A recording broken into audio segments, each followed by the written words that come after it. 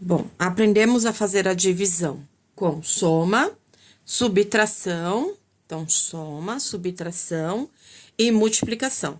O que estava faltando? A divisão, tá? Então vamos lá. Quando eu trabalho com número decimal com divisão, dá para dividir? Sim, se a pessoa já tem habilidade, ela faz a divisão direto. Ou então faz na calculadora. Hoje, quem trabalha com comércio, as máquinas já traz as contas prontas. Então, o funcionário não tem muito trabalho, dificilmente erra troco. Mas antigamente era tudo na mão, né? Então tinha que ter um controle absoluto.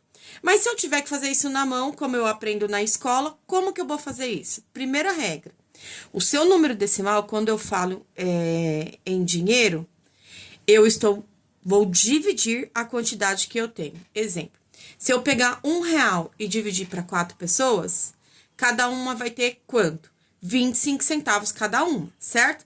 0,25 mais 0,25, 50 centavos. Depois mais 50 centavos, R$ 1, certo? Mas e quando se trata de números grandes? É a mesma coisa. Só que aí existe uma regrinha quando eu misturo número decimal com números inteiros, ou com fração, ou com raiz. Eu tenho que transformar tudo na mesma unidade.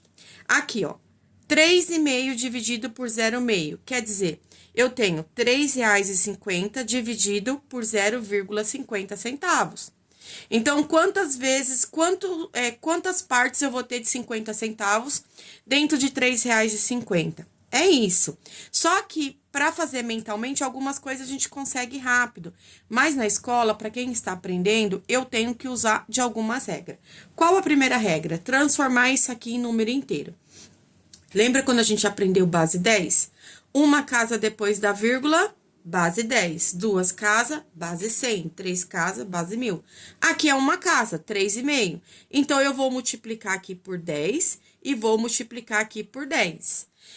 Se eu multiplico um lado, eu tenho que multiplicar o outro. Não importa se ele já é inteiro ou não, tá? 3,5 vezes 10, 35. Dividido 0,5 vezes 10, vai dar 5, certo? E aí, eu faço minha divisão normal. Qual o número que multiplicando 5 dá 35? 7. 7 vezes 5, 35. Para 35, nada. E aí, eu finalizo a minha conta. Aqui, ó, 20,5 dividido por 5. Eu tenho um número decimal e um número inteiro. Eu tenho que transformar isso aqui inteiro. Se eu tenho uma casa aqui depois da vírgula, vou multiplicar por 10 e vou multiplicar por 10, tá? Então, 20,5 vezes 10, 205. Dividido 5 vezes 10, 50. E eu vou ter que dividir. O 205, ele cabe quantas vezes dentro de 50? Se você tem dificuldade, vai somando de 50 e 50, ó. Uma parcela, duas parcelas, 50 mais 50, 100. Chegou a 205? Não. Então, mais 50, 150. Ainda não chegou. Mais 50, 200. Bom, se eu somar mais 50, vai ultrapassar. Quantas parcelas eu usei? Uma, duas, três, 4 parcelas. Então, 4 vezes 0, 0 para 5, 5. 4 vezes 5, 20, para 20, nada.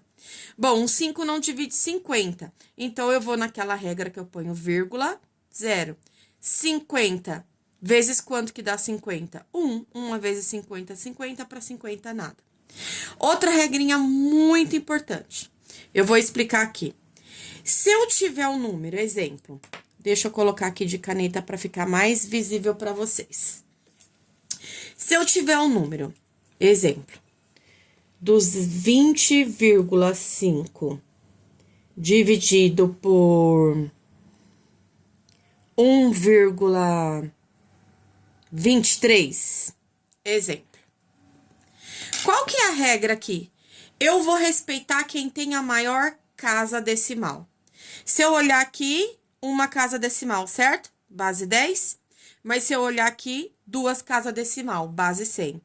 Então, por quem eu vou multiplicar? Para a maior base decimal, base 100. Então, eu vou multiplicar por 100 aqui e por 100 aqui. Se eu multiplicar por 100, vai ficar 2.050. Se eu multiplicar por 100, 123. Então, eu tenho que respeitar a maior casa decimal. ok? Aqui, 14 dividido por 0,7.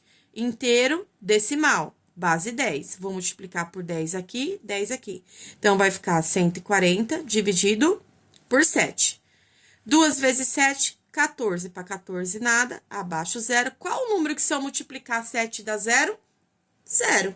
0 vezes 7, 0. Para 0, nada.